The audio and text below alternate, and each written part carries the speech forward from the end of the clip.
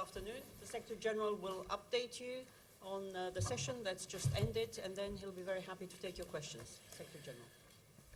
Good afternoon. We just had a good and important discussion among the leaders of the NATO allied countries. We have marked the anniversary of our alliance, which has guaranteed peace and security for all allies for 70 years. And we have looked to the future. Our meeting has once again demonstrated that NATO remains the only place where Europe and North America discuss, decide and act every day together on strategic issues that concern our shared security. And all leaders were very clear. We stand together, all for one and one for all. Our commitment to Article 5, the collective defense clause of our alliance, is ironclad. Today, we took a wide range of important decisions. We have increased the readiness of our forces. I can announce that we have delivered on the NATO Readiness Initiative. Allies have committed 30 battalions, 30 air squadrons and 30 combat ships available to NATO within 30 days. We have declared space as the 5th operational domain for NATO, alongside land, air, sea and cyber. We have also agreed on a new action plan to step up our efforts in the fight against terrorism. All allies remain committed to the fight against ISIS and our training mission in Iraq and the training mission in Afghanistan. Today, leaders committed to ensuring the security of telecommunications infrastructure, including 5G. We agreed to rely only on secure and resilient systems. Allies further recognized the unprecedented progress we are making to achieve fairer burden sharing. This is the 5th year of rising defense investment. In fact, European allies and Canada have added $130 billion, and by the end of 2024, that figure will rise to $400 billion. This is unprecedented, and it's making NATO stronger. But leaders agreed that we must and will do more. The leaders also took a range of other decisions on other important issues for our alliance. To enhance the protection of our energy infrastructure, on how to ensure our technological edge in the face of emerging and disruptive technologies, and to step up our response to hybrid threats. We also had a substantive discussion about Russia and the future of arms control. We are committed to strong deterrence and defense, while remaining open to meaningful dialogue with Russia. NATO is responding to Russia's deployment of intermediate-range nuclear-capable missiles in a defensive and coordinated way. And we remain committed to strengthening effective arms control, disarmament and non-proliferation. For the first time, we addressed the rise of China, both the challenges and the opportunities it poses, and the implications for our security. Leaders agreed we need to address this together as an alliance, and that we must find ways to encourage China to participate in arms control arrangements. As the world changes, NATO will continue to change. NATO is strong, and our accomplishments over the past few years to adapt to a changing security environment are substantial. On that basis, we have agreed today to initiate a reflection process under my leadership to further strengthen the political dimension of NATO. I want to thank the United Kingdom for hosting this meeting of NATO leaders with such wonderful hospitality. We mark the achievements of our first 70 years, and set the course for the years to come. NATO leaders have decided to meet again in 2021. And with that, I'm happy to take your questions. We'll start with Reuters in the front row.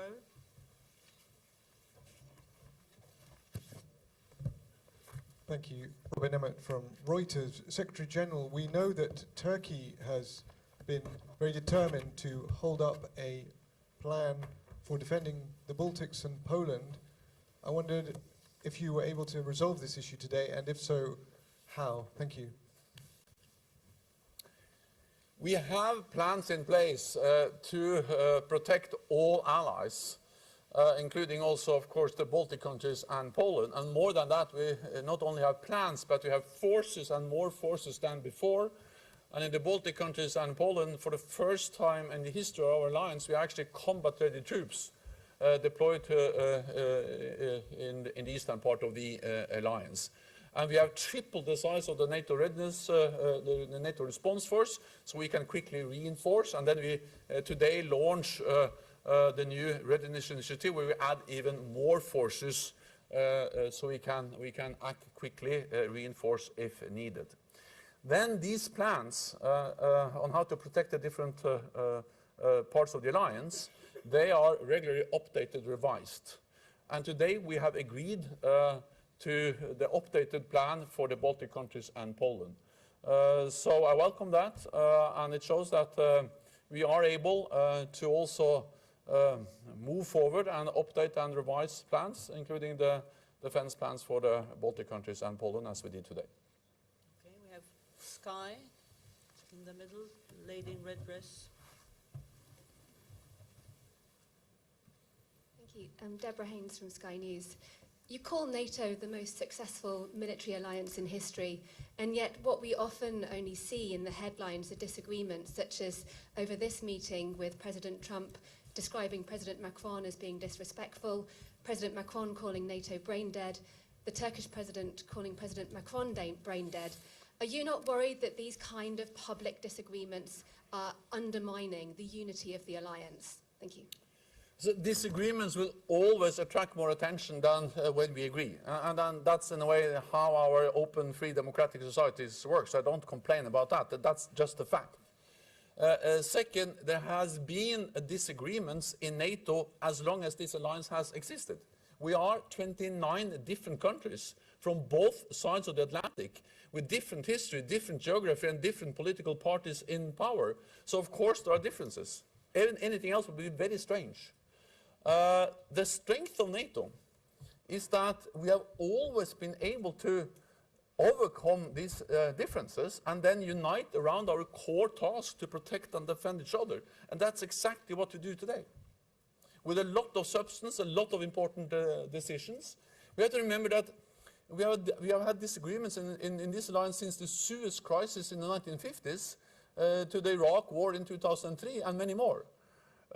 So what we prove today is that NATO delivers on substance.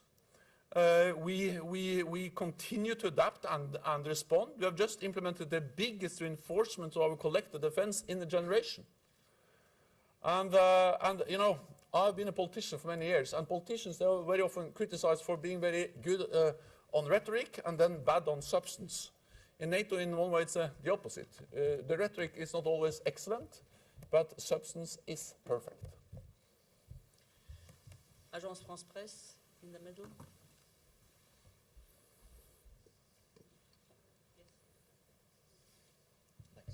Hi, Damon Wake from AFP. Since you mentioned Russia, Germany this morning expelled 2 Russian diplomats and said there's evidence Moscow is behind the murder of a former Chechen rebel leader in Berlin. In this context, how do you view French President Emmanuel Macron's call for strategic dialogue with Russia? So NATO is in favor of dialogue with Russia, and we believe in dialogue with Russia because Russia is our closest neighbor, our biggest neighbor, and we need to strive for a better relationship with Russia. And even if we are not able to get a better relationship with Russia in the near term, we need to manage a difficult relationship. with high tensions, with more military presence, with more exercises, we need to make sure that we have predictability, transparency, to avoid incidents, accidents, and if they happen, to make sure that they don't spiral out of control and create really dangerous situations. So NATO and we believe in dialogue with Russia. But we believe in what we call the dual-track approach, meaning deterrence, defense, and dialogue. As long as we are strong, united, and firm, then of course we can also engage in dialogue with Russia, including on arms control. We must avoid a new arms race. That's expensive, it's dangerous, and that's also the reason why we so much regret the Russian violation of the INF Treaty.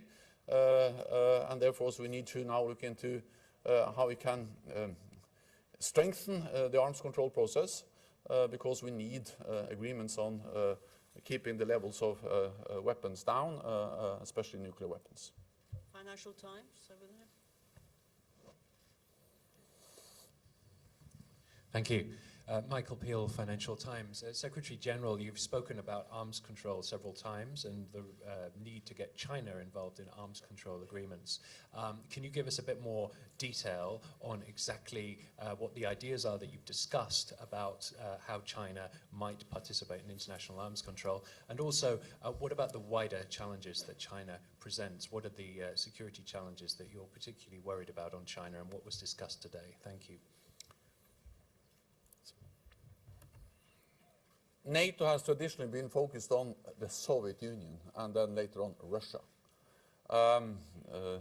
This is the first time NATO leaders have a discussion and address together based on our analysis, our assessments, a discussion about both the opportunities of the rise of China, connected to the rise of China, but also the challenges. So just the idea that now 29 allies address this issue together is an important step in the right direction. Second, we all acknowledge that this is not a one-dimensional issue. The rise of China, the economic rise of China, provides great economic opportunities. It has lifted millions of people out of poverty. But at the same time, we see that China invests heavily in new, modern capabilities. A few weeks ago, they deployed a new intercontinental ballistic missile able to reach Europe and North America. They displayed hypersonic missiles, gliders. They have deployed hundreds of intermediate-range missiles that would have been violating the INF Treaty if China had been part of the INF Treaty. So therefore, we have started now to address how can we include China in arms control arrangement, relevant arms control arrangements in the future. That process is not over, so it's too early to be too specific, but at least to acknowledge that is one important step which leaders made today. China is part of some arrangements already. For instance, China is part of the Non-Proliferation Treaty. And one of the things we have to do is to make sure that we review that treaty next spring and use that as the perhaps most important tool to make sure that we avoid further proliferation of nuclear weapons in the world. We'll go to Washington Post in the first row. Thanks, Michael Birnbaum from the Washington Post. Secretary General Stoltenberg, yesterday President Trump was talking about taking retaliatory action against NATO members who aren't meeting their 2% defense spending levels. Do you support taking retaliatory action against those members, and did President Trump talk about that inside the meeting today? And a second question, if the defense plans have now been approved for the Baltics, what did you offer President Erdogan to get Turkey to agree to that? Thank you.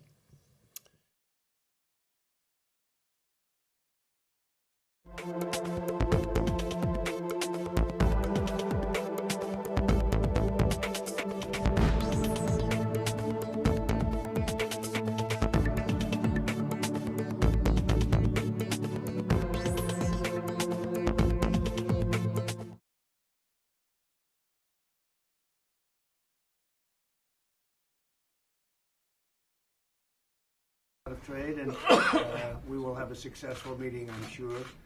I just want to thank you very much. We had some good talks already. Thank you very much. Ja, ich denke ja, wir haben ein sehr erfolgreiches Treffen gehabt zu 70 Jahren NATO und wir haben über verschiedene Strategien auch gesprochen, die für die Zukunft der NATO wichtig sind und das Signal war eins der Gemeinsamkeit, deshalb bin ich auch sehr zufrieden. Well, yes, I would agree that we had a very successful meeting indeed on this occasion, the 70th anniversary of NATO. We discussed a number of strategies that are very important to secure the future of this alliance, and it was a very constructive debate that we had, and this is why I'm also very satisfied with the meeting. Und jetzt besprechen wir die bilateralen Dinge. And now we shall talk about bilateral issues. That's right. Okay, thank you very much, everybody. Thank you. Can we ask you about the Erdogan meeting, sir? Yeah, we had a meeting with, Did you discuss with him the NATO I commitment? discussed with him everything. We discussed To do more on defense spending. We recognize the enormous progress we have made, but we will continue to focus on the need to do more, especially for those who are spending less than 2%, and I will continue to address that when I travel around and meet those who are spending less than 2%. Okay, we'll go to Salam Watanda, first row here. Thank you. This is Nasser Maimanigi from Salam Watandar in Afghanistan. My question is about the resumption of peace talks with the Taliban. Do you think there should be a precondition including the ceasefire? Thank you. I welcome the efforts to restart the peace talks. NATO supported the talks because we believe that we need a political negotiated solution in Afghanistan. The US has consulted closely with other NATO allies and partners throughout the process, both also at the political level, but also, of course, for instance, Ambassador Khalilzad has been many times in Brussels. So we are closely consulting on the efforts to restart the peace talks in Afghanistan. I welcome also, of course, the efforts to try to either have some kind of ceasefire and or at least reduction in violence, but I will not be specific on the exact preconditions for restarting the peace talks. What I can say is that we are committed to continue to support Afghanistan, because we strongly believe that the best way NATO can support the peace efforts is to train, assist and advise the Afghan security forces so Taliban understand that they will never win on the battlefield. They have to sit down and make real and serious compromises on the negotiating table. So we will continue to be in Afghanistan, and then we really hope that the peace process will provide us with a credible peace deal. Okay, we go to Tivit Telma from North Macedonia. Sanja Vasic, Telma TV, Macedonia.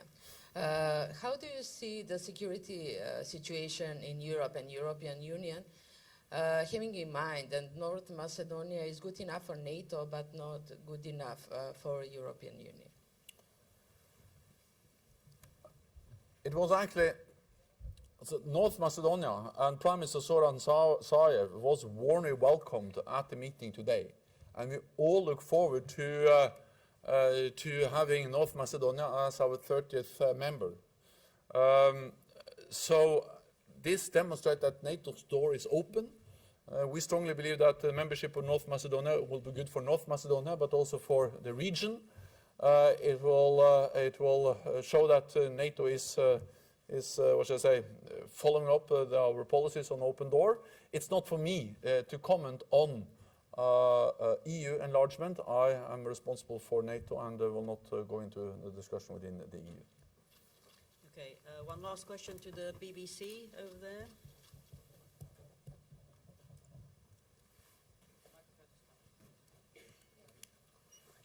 Hi, Richard Galpin from BBC. We understand that President Erdogan wants NATO to agree to the Kurdish group, the YPG, that it should be designated a terrorist organization. Did you discuss that? And if so, what did you decide with that? And also, how acceptable is it for Turkey to be buying a Russian air defense system as far as NATO is concerned?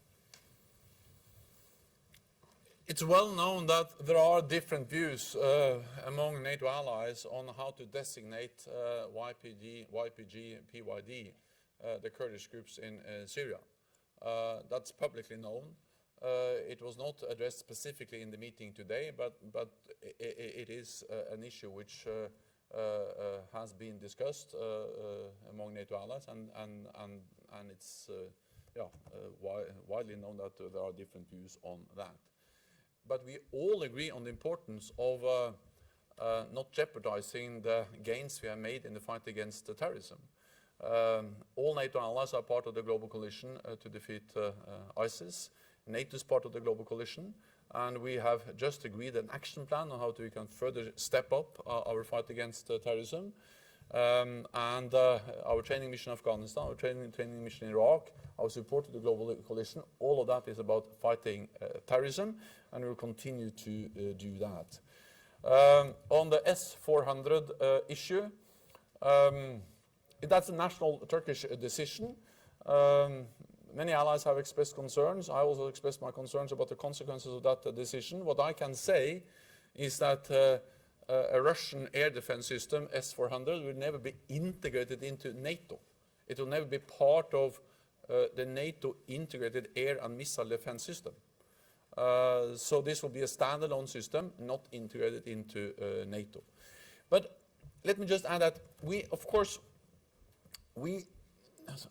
NATO is the only place where North America, Europe, 29 allies meet every day and discuss, decide, and also take actions on a wide range of issues every day. Sometimes at heads of state level, ministerial level, sometimes at ambassadorial level, and in many different committees. Most of the time we agree, and we reach common conclusions. Sometimes we disagree. But what we have been able is to then overcome the disagreements and continue to deliver on our core tasks to protect and defend each other, and that's what we have demonstrated today. And the meeting today was a meeting where we had a very good atmosphere. It was very constructive, and perhaps most of all, it was very productive. We made, again, many decisions. So a good, constructive, and productive meeting with heads of state and government, marking the 70th anniversary of this alliance, demonstrate that we are not only looking back at our history, but actually looking into the future, and we continue to adapt. And we ended the meeting with applause, demonstrating in a way the unity of this alliance. Despite differences, we are united around our core task to protect and defend each other. Thank you very much. This concludes this press point. Thank you. One question from Russia, please. Thank you. We said this was the last question, so I'm afraid time is pressing. Thank you. Thank you.